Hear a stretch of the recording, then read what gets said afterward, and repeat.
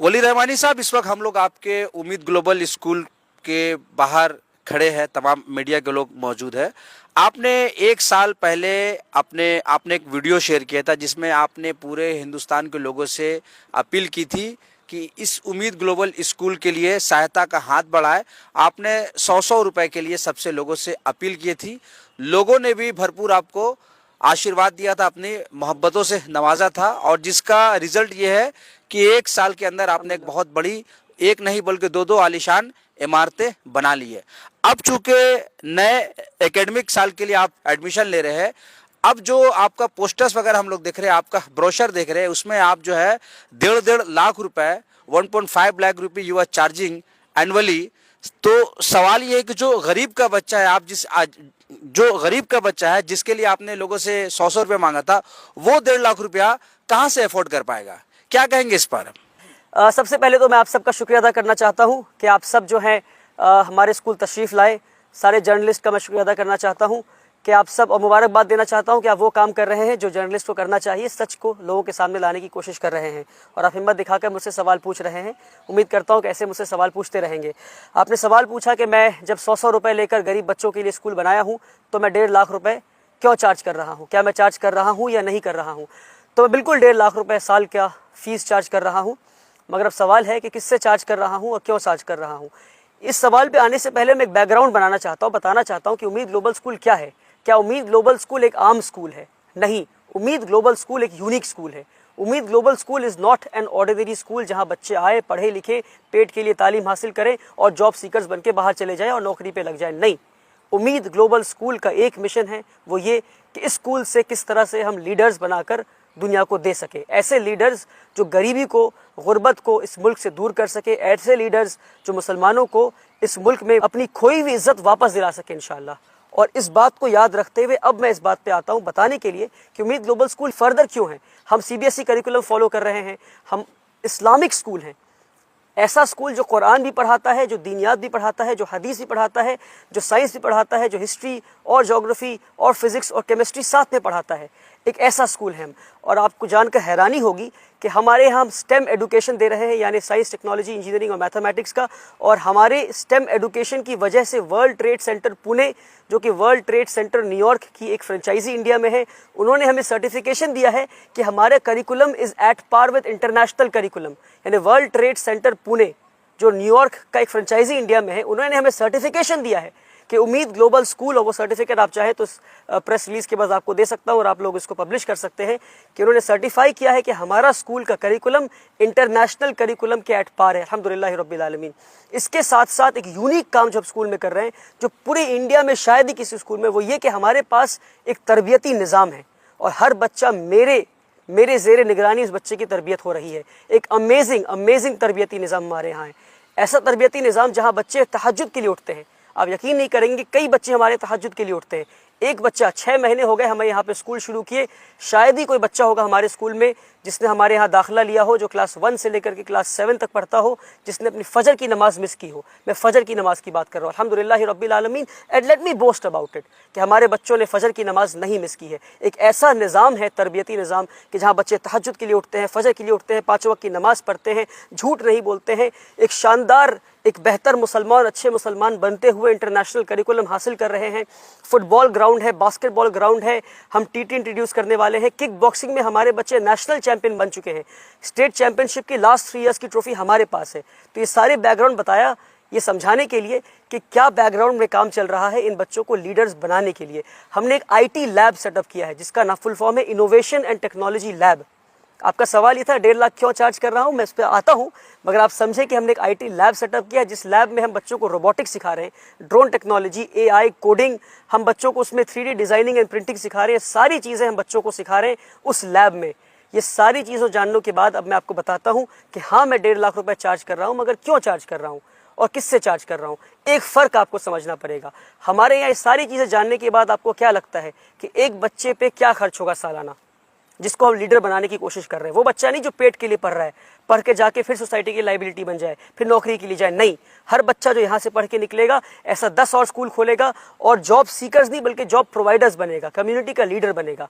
ऐसी प्रोग्राम में एक बच्चे पे क्या लगता है आपको क्या खर्च होगा, बताइए मुझे। मिनिमम क्या खर्च होगा साल का बताइए? 3 लाख रुपए। आप 3 लाख कह रहे हैं, आप कोई और बताइए? 2 लाख 3 लाख तो लगेगा। चलिए मैं आपको हकीकत बताता हूँ, एक बच्चे पे 70,000 रुपये खर्च है। कितना खर्च है? 70,000 रुपये एक बच्चे पे खर्च है, ईयरली खर्च है, ठीक है, क्योंकि हमारा प्रोग्राम ऐसा है। और मैं बताना भूल गया, शानदार खाना 3 वक्त का, 2 टाइम फल, फिर दूध, ये सारी चीज़ें, मछली, पनीर, चिकन, सारी चीज़ें, अमेजिंग डाइट बच्चों के लिए, ऐसी डाइट जिसको खाकर बच्चे सच में लीडर बन सके इंशाल्लाह। इन सब के बावजूद हमारा जो ईयर एक बच्चे पे खर्च है सालाना, वो 70,000 रुपये एक बच्चे पे खर्च है। हमारा स्कूल का कैपेसिटी जो है वो 1000 बच्चों का है। अगर 1000 बच्चे पूरे स्कूल में आ गए तो एक साल में हमारा क्या खर्च होगा बताइए? 70,000 इंटू 1000 कितना हो गया? 7 करोड़। यानी हमारे स्कूल का हर साल एक्सपेंडिचर 7 करोड़ होने वाला है। हर साल एक्सपेंडिचर कितना होने वाला है? 7 करोड़। मैं एक बार 7 दिन में 7 करोड़ रुपए रेज कर लिया तो पूरी दुनिया ने मुझे सराहा और मेरी तारीफ की और कहा वाह वाह, आपने 7 दिन में 7 करोड़ जमा कर लिया, आपने कमाल कर दिया। अब सवाल का जवाब दीजिए मेरा, क्या मैं 7 करोड़ हर साल जमा कर पाऊंगा? एक बार जमा कर लिया, मान लीजिए अगले साल फिर जमा कर लूँ, उसके अगले साल फिर जमा कर लूँ, और उसके अगले साल ना जमा कर पाए, फिर क्या करूँगा? बच्चों को मैं सैलरी कहाँ दूंगा? टीचर्स को सैलरी कहाँ से दूंगा? बच्चों को खाना कहाँ से दूंगा? इलेक्ट्रिसिटी बिल कहाँ से भरूंगा? क्योंकि एक बच्चे पे 70,000 रुपये खर्च है, और अगर 1000 बच्चे पढ़ते हैं 7 करोड़ स्कूल का खर्च होने वाला है। तो ये 7 करोड़ रुपए हर साल मैं कहाँ से लाऊंगा? और बाय चांस अगर ये 7 करोड़ किसी एक साल में जमा नहीं कर पाया मैं, तो क्या मैं स्कूल बंद कर दूँ, ये बिल्डिंग खाली हो जाए? तो हम एक सस्टेनेबल मॉडल के टुवर्ड्स जाने की कोशिश कर रहे हैं। इसलिए हमने ये नया स्कीम निकाला, हमने एक स्ट्रैटेजी बनाया कि हम 25% बच्चों से फीस लेंगे और 75% बच्चे हमारे स्कूल में फ्री ऑफ कॉस्ट पढ़ेंगे, जिस तरह से पिछले 6 साल से पढ़ रहे हैं। एक और बात वाजे कर दूं, लोगों को लगता है कि पहला साल मेरा स्कूल का है। 1000 स्क्वायर फीट के अपार्टमेंट में स्कूल शुरू किया था जब मेरी उम्र 19 साल की थी, 2018 1 अप्रैल। आप इससे कई लोगों को ये बात पता है। तो अगर मैं किसी साल 7 करोड़ रुपए जमा नहीं कर पाया तो क्या स्कूल बंद कर दूं? नहीं बंद कर सकता। तो 25% बच्चों से फीस ले रहा हूं मैं, यानी कितने बच्चों से बताइए? 1000 बच्चों में 25% यानी 250 बच्चों से। 250 बच्चों से 70,000 रुपए फीस लेता हूं, कितना हो गया बताइए? अगर 250 बच्चे 1.5 लाख रुपए फीस दे रहे हैं तो कितना हो गया? 3 करोड़ 75 लाख। खर्च कितना है हमारा? 7 करोड़। फीस के बाद कितना आया? 3 करोड़ 75 लाख। बाकी बचे हुए पैसे कहाँ से लाऊंगा? उसके लिए फिर मुझे हाथ फैलाना पड़ेगा, फिर भीख मांगना पड़ेगा। तो हमारी कोशिश है कि एक साल आहिस्ता आहिस्ता हम सस्टेनेबिलिटी के टुवर्ड्स हम जाएं इंशाल्लाह। तो ये रीज़न है कि हम 25% बच्चों से फीस ले रहे हैं। वो बच्चे तो दे सकते हैं, यानी एक बच्चा जो 1.5 लाख रुपए फीस दे रहा है, यानी वो एक बच्चा अपना खर्च दे रहा है और उसके साथ साथ एक और बच्चे का खर्च दे रहा है। तो कितना अमेजिंग और ब्यूटीफुल मॉडल है कि सोसाइटी के अच्छे घर के बच्चे भी हमारे आके पढ़ सकते हैं। और अब यकीन माने कितना सुनहरा हमारे यहाँ नज़ारा होता है जब एक करोड़पति बैठा होता है कुर्सी पे पेरेंट्स टीचर्स मीट में, उसके बगल में एक रिक्शा वाला बैठा होता है। जब एक करोड़पति बैठा होता है हमारे बगल में और उसी के बगल में उसकी घरवाली काम वाली बाई बैठी हो या उसी का ड्राइवर बैठा हो। ये हम कहना चाह रहे हैं कि हमारा जो मिशन है कि education of the rich for the poor, कि एडुकेशन जो अमीरों की तालीम है गरीबों को फराहम करें। हम किस तरह से अमीरों की तालीम हम गरीबों को फराहम करें, ये हमारी कोशिश है कि किस तरह से एक ही मालिक और एक ही ड्राइवर का बच्चा एक ही स्कूल में आके पढ़ सके। ड्राइवर का बच्चा फ्री ऑफ कॉस्ट पढ़ सके और मालिक का बच्चा 1.5 लाख रुपए फीस देकर पढ़ सके। तो इसलिए हम 1.5 लाख रुपए फीस ले रहे हैं। उम्मीद करता हूँ कि आपके सवाल का मैं जवाब दे पाया। दूसरा सवाल वली रहमानी साहब ये है कि जिस तरह से स्कूल यहाँ कामयाबी से चल रहा है, सैलरी क्या आप यहाँ से सैलरी लेते हैं तो कितना लेते हैं? आपने पूछा कि जिस तरह से स्कूल चल रहा है क्या मैं सैलरी लेता हूँ? मैं पिछले 6 साल में सैलरी नहीं लिया हूँ और मेरी आगे भी नियत नहीं है कि मैं सैलरी लूँ। इसलिए नहीं क्योंकि सैलरी लेना गलत है, बल्कि सैलरी लेना चाहिए मुझे, अच्छी सैलरी लेना चाहिए मुझे, बल्कि इसलिए क्योंकि मैं एक अच्छे वेल टू डू फैमिली से आता हूँ। My father is a businessman, he is established businessman, और मुझे पैसों की ज़रूरत नहीं है। My father takes care of my bills, he pays of all my bills. और मेरे वालिद साहब की तरफ से हुक्म है कि मैं सैलरी ना लूँ। मगर हाँ, अगर आप कहेंगे तो मैं आपको अपना अपॉइंटमेंट लेटर दिखा सकता हूँ। मैं भी एक स्कूल का एक एम्प्लॉय हूँ। I am acting in the capacity of the school secretary. मैं अपना अपॉइंटमेंट लेटर दिखाऊंगा जिसमें लिखा है कि मेरी सैलरी 70,000 रुपये है और ये लिखा है मेरे अपॉइंटमेंट में कि मेरी मर्ज़ी से ये सैलरी मैं ड्रॉ नहीं करूँगा। और हमने ये सिस्टम इसलिए बनाया है ताकि मेरे बाद कोई और बैठे जिसे पैसे की ज़रूरत हो इस कुर्सी पर, वो सैलरी ड्रॉ कर सके। वली साहब, मेरा सवाल ये है कि आपको इस स्कूल में जाहिर सी बात है कई ऐसे लोग हैं जिन्होंने आपका सपोर्ट किया, आपके डोनर है, आपके वेल विशर है, लेकिन एक बात ये भी सुनने में आ रही है कि जो डोनर्स है वो लोग भी किसी बच्चे को, किसी स्टूडेंट को रिकमेंड करते हैं आपके पास कि उसको स्कूल में दाखिला ले लिया जाए, उनको एडमिशन लिया जाए, उनकी भी रिकमेंडेशन को आप नहीं मान रहे। रिजेक्ट कर देता हूँ। What is the reason? इसमें रीज़न ये है कि स्कूल जो है हमारा पर्सन ओरिएंटेड नहीं है। स्कूल मुझसे नहीं चलता, मैं स्कूल नहीं चलाता, स्कूल चलाता सिस्टम है और मैं भी सिस्टम के मातहत हूँ। मैं सुनूंगा, सिस्टम की सुनूंगा, और हमने एक सिस्टम बनाया है, सिस्टम के तहत एडमिशन होना है। और डोनर्स, जिसने 100 रुपये दिया, जिसने 1 करोड़ रुपए या जिसने 10 करोड़ रुपए दिया, मुझे इंशाल्लाह आगे आने वाले वक्त में ऐसे भी डोनर्स होने वाले, इंशाल्लाह मुझे अल्लाह की ज़ात से उम्मीद है। उन्हें समझना ये है कि डोनर्स पैसे देकर एहसान किसी पे नहीं कर रहे हैं, बल्कि मैं डोनर्स को इस तरह बताना चाहता हूँ कि डोनर्स इस तरह देखें कि मैं और ये स्कूल उन्हें एक अपॉर्चुनिटी दे रहा है कि वो अपने पैसे को सही जगह पे खर्च कर सकें, और हमारे यहाँ पर बल्कि इसको बिजनेस की तरह देखें कि अल्लाह की रज़ा के लिए आप पैसा दे रहे हैं, आप कहीं और देंगे और यहाँ देंगे, उसमें फ़र्क क्या है? फ़र्क ये है कि यहाँ रिटर्न ऑन इन्वेस्टमेंट हाई है, यहाँ ROI जो है, रिटर्न ऑन इन्वेस्टमेंट बहुत हाई है। आप कहीं और किसी और इदारे में पैसे देंगे, वहाँ जॉब सीकर्स बनेंगे। यहाँ पैसा लगाएंगे, एक बच्चा ऐसा निकलेगा कि ऐसा एक और स्कूल बना सके। तो यहाँ जो रिटर्न ऑन इन्वेस्टमेंट है बहुत हाई है। तो इसको इस तरह देखें कि जो डोनर्स हमें डोनेशन दे रहे हैं उसमें डोनर्स का फ़ायदा है। और मैं कहता हूँ कि अक्सर जो लोग चैरिटी करते हैं वो चैरिटी इसलिए करते हैं ताकि गरीबों की मदद कर सके। मैं कहता हूँ अपनी मदद कीजिए, एक ऐसा मॉडल खड़ा कीजिए जिसमें आपसे बेहतर प्रोडक्ट बन के निकल सके, आपसे बेहतर जो है वो प्रोडक्ट बन के निकल सके। इसलिए मैं कहता हूँ कि डोनर्स के रिकमेंडेशन को मैं रिजेक्ट नहीं करता, मैं डोनर्स के रिकमेंडेशन को सिस्टम और प्रोसेस में डाल देता हूँ। सिस्टम रिजेक्ट करता है और सिस्टम ले लेता है। मैं डोनर्स की बात नहीं सुनूंगा, मुझे जवाब डोनर्स को नहीं देना है, मुझे जवाब अल्लाह सुब्हान ताला को देना है। और हमारा एडमिशन प्रोसेस बहुत ट्रांसपेरेंट है और ट्रांसपेरेंसी के साथ ही मैं काम करना चाहता हूँ। बल्कि मैं कहता हूँ मेरी 2 अपनी बेटियाँ हैं, जो मेरी अपनी बेटियाँ हैं, 2 छोटी बेटियाँ। मैं कहता हूँ कल को अगर मैं चाहूँ कि अपनी बेटियों को दाखिला स्कूल में करा दूँ, मैं नहीं करा सकता। मुझे एडमिशन फॉर्म लेना होगा और मुझे मेरी बेटियों को, अपनी बेटियों को एडमिशन प्रोसेस से गुजरना होगा। और मुझे नहीं पता कि उनका एडमिशन हो पाएगा कि नहीं, एडमिशन टीम ही डिसाइड करेगी कि एडमिशन उनका हो पाएगा या नहीं हो पाएगा। सर, एक सवाल है कि कैसे आप जज करेंगे कि जो 75% जो बच्चे हैं वो आप उनसे पैसे नहीं लेंगे, और जो 25% जो बच्चे आप उनसे जो पैसे लेंगे, तो आप उसको जस्टिफाई कैसे करेंगे कि वो साहिब हैसियत है और ये साहिब हैसियत नहीं है? जो 25% बच्चे पैसा देंगे वो साहिब हैसियत ही लोग आएंगे, तो उस पर हमें सवाल करने की ज़रूरत नहीं कि भाई आप साहिब हैसियत है कि नहीं। जो पैसा दे पा रहा है वो खुद ब खुद एक प्रूफ है कि साहिब हैसियत है। सवाल रहा कि 75% बच्चे यानी 750 बच्चे जो स्कूल में पढ़ेंगे वो गरीब बच्चे, हम कैसे पता करेंगे? तो हमारा एडमिशन प्रोसेस का 3 लेयर्स है। पहला ये है कि आप एडमिशन फॉर्म लेकर जाएं, फॉर्म लेने के बाद आपका इम्तिहान होगा, टेस्ट होगा। अगर आप टेस्ट पास करते हैं तो उसके बाद आपका इंटरव्यू होगा। इंटरव्यू बच्चों का और पेरेंट्स का होगा। इंटरव्यू राउंड अगर आप क्वालिफाई करते हैं तो हमारा होम सर्वे होगा, चाहे हिंदुस्तान के किसी भी कोने में हो। हमारी टीम जाकर आपके घर को देखेगी, घर के सर्वे करेगी और ये देखेगी कि अगर आप कह रहे हैं कि आप गरीब हैं तो सच में गरीब है या नहीं है। आपके घर में क्या क्या चीज़ें हैं, फ्रिज है, आपके घर में ओवन है, आपके घर में टीवी है, घर कितना बड़ा है, कितने कमरों का घर है, आपके पड़ोसी कैसे हैं, किस लोकेलिटी में घर है। बल्कि हमारा पूरा एक फॉर्मेट बना है होम सर्वे का इंशाल्लाह। तो हम वो होम सर्वे पिछले 2 सालों से करते हुए आ रहे हैं, उसको हमने और मजबूत बना दिया सर्वे के सिस्टम को इंशाल्लाह। हम इस सर्वे के ज़रिए हम फाइनल जो है, मान लीजिए 100 बच्चे सिलेक्ट हो गए, अब उन 100 बच्चे के घर हमारी टीम जाकर ये देखेगी कि अगर वो 100 बच्चे सच में गरीब हैं या नहीं, और नहीं है तो कई बच्चे इन द पास्ट रिजेक्ट भी हुए हैं और फिर हमने उनसे कहा है या तो आप फीस कैटेगरी में आइए या तो आप एडमिशन मत लीजिए। सर, दाखिले का क्लास क्या है? सर, किस क्लास से दाखिला लेते हैं आप? हम लोग क्लास 1 से दाखिला लेते हैं। अभी क्लास 1 से लेकर के 8 तक हमारा स्कूल चल रहा है। कोलकाता में एक ऐसे शख्स हैं जिन्होंने सवाल किया कि जिस ज़मीन पे ये स्कूल बना है, उम्मीद ग्लोबल स्कूल, ये 90 इयर्स के लीज़ पे है, कि 90 इयर्स के बाद ये स्कूल का लीज़ ख़त्म हो जाएगा, तो इसका क्या जवाब है आप? देखिए, ऐसे लोगों को मैं जवाब देकर अपना टाइम वेस्ट नहीं करना चाहता। उम्मीद ग्लोबल स्कूल एक ग्लोबल स्कूल है और बहुत सिंपल फंडा है। हमारे वेबसाइट पे जाइए, हमारे वेबसाइट पे स्कूल की ट्रस्ट के कागजात, ज़मीन के कागजात, सारी चीज़ें अपलोडेड है।